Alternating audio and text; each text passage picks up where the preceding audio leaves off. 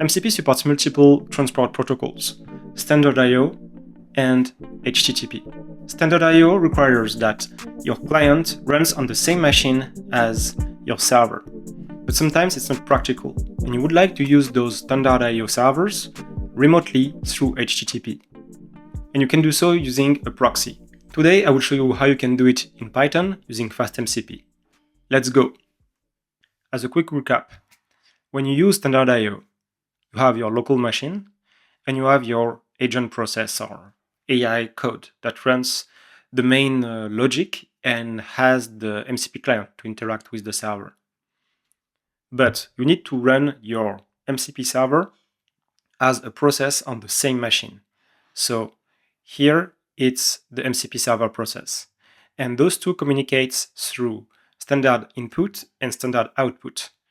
So they will use the stream of STD in and STD out to communicate the different events. So when you make a call, let's say to list the tools, it will go through this medium of communication.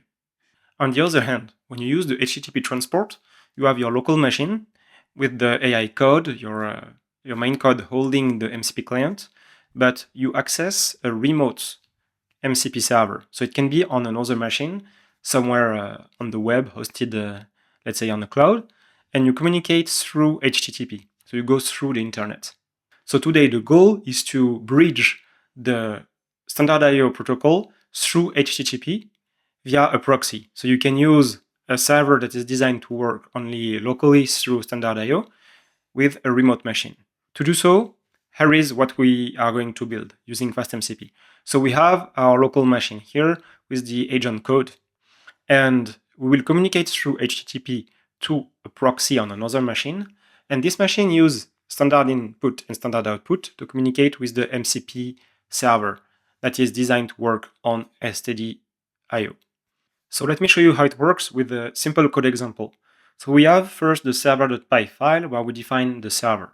To do so, we have a function here called build MCP Proxy, and we use FastMCP. So it's a Python library with a lot of helpers to build MCP server and clients. First of all, we create a transport. This transport uses STDIO. So here the command is npx because it's a server that's developed in JavaScript, and it's the server file system. So it's an MCP server that gives you access to a bunch of directories that you choose at runtime. So here I just give it the current directory. Then we define the proxy.